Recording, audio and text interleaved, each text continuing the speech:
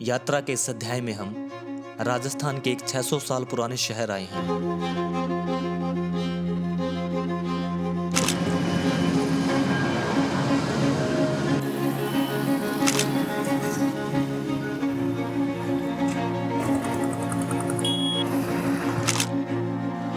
यहाँ की स्थापना राठौड़ राजकुमार राव बीकाजी ने सन 1488 में की थी और उन्हीं के नाम पर शहर का नाम बीकानेर रखा गया।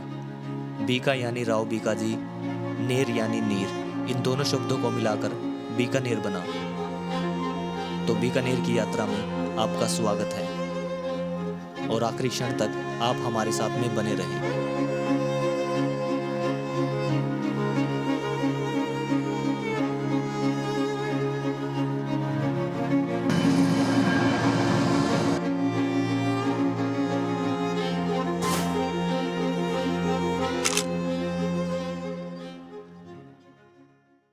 नमस्कार मेरा सभी को, आपका इस यात्रा में स्वागत है।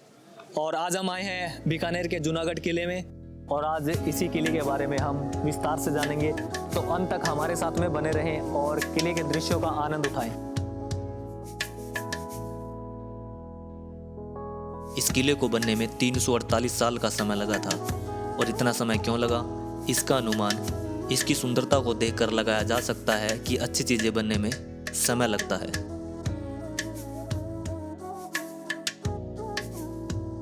इसका निर्माण राय सिंह जी ने 1589 ईस्वी में प्रारंभ करवाया था और उनके बाद 16 पीढ़ियों तक इसको बनाने का कार्य चलता रहा और 1937 में ये किला बनकर तैयार हुआ। ये है इस किले का सबसे सुंदर चौक, जिसे तीसरा चौक कहा जाता है। इसका सफेद रंग इसकी सुंदरता बनाए रखने के साथ साथ राजस्थान में होने वाली भीषण गर्मी से भी राहत देता है और अंदर के तापमान को ठंडा रखता है। ये है उस समय के राज्य चीन, जो राशियों के हिसाब से बनाए जाते थे। और किले में घूमता हुआ मैं ऐसे हिस्से में जा पहुंचा जिसकी सुंदरता को शब्दों में बताना थोड़ा मुश्किल है। जी हाँ, मैं बात कर रहा हूं जूनागढ़ फोर्ट के अनूप महल की, जिसको बनाने में 80 किलो सोने का प्रयोग किया गया था।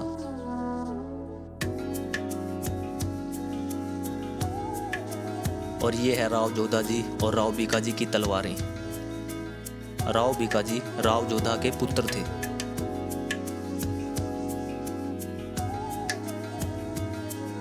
उस समय के उपकरण और वस्त्र आज भी देखने में काफी यूनिक लगते हैं।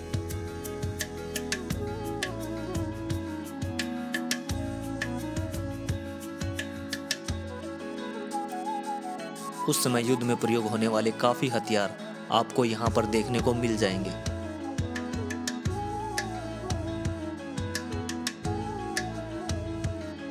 काफ़ी और हथियार यहाँ पर रखे गए हैं, लेकिन जो मुझे सबसे यूनिक हथियार लगा यहाँ पर, उसको मैं अभी आपको दिखाता हूँ। ये वाला बीकानेर में है एक ऐसी हवेली जिसके आगे विदेशी इमारतें भी फीकी है। हम बात कर रहे हैं रामपुरिया हवेली की।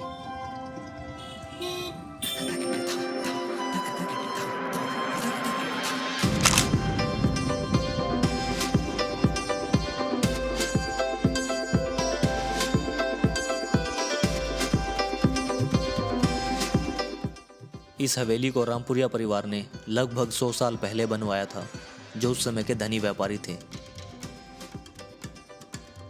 यहाँ पर हमें भारतीय और ब्रिटिश आर्किटेक्चर का मिश्रण देखने को मिल जाता है।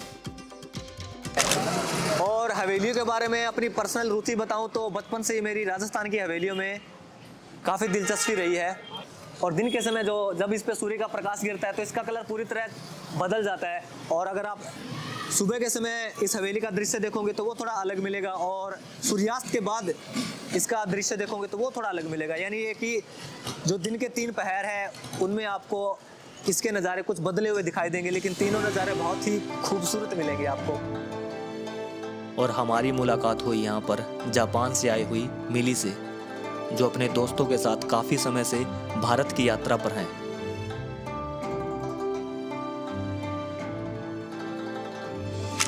और ये है जोए, मिली के दोस्तों में से एक। जो एक फोटोग्राफर हैं, और हम मिली के सभी दोस्तों से मिले जिनके साथ हमारी थोड़े ही समय में अच्छी दोस्ती हो गई थी, और हमने यात्रा का अनुभव एक दूसरे के साथ साझा किया। यहाँ पे एक और जो मुझे अच्छी बात लगी या जो अनोखी बात लगी कि इन हवेलियों को आप जितने भी अलग अलग एंगल से देखोगे आपको एक नया दृश्य देखने को मिलेगा। एक्सप्लोर करने के लिए बहुत ही सही जगह है ये। मुझे तो यहाँ का हर एक हिस्सा पसंद है। यहाँ का आर्किटेक्चर, यहाँ के दरवाजे पूरी तरह से मुझे अपने आगोश में करते हुए जा रहे हैं। ये है 110 साल पुरानी छोटू मोटू ब्रदर्स की दुकान, जिनके रसगुल्ले न केवल बीकानेर में बल्कि पूरे भारत में पसंद किए जाते हैं।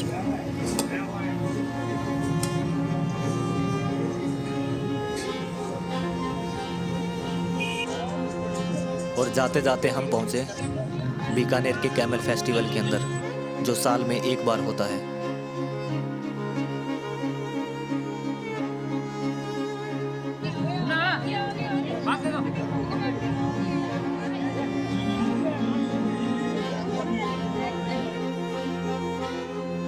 उम्मीद करता हूं कि आपको मेरी ये यात्रा अच्छी लगी होगी।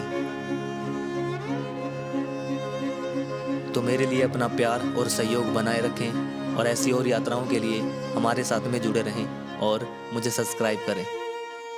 तो मिलते हैं किसी अन्य यात्रा पर, तब तक अपना ख्याल रखें।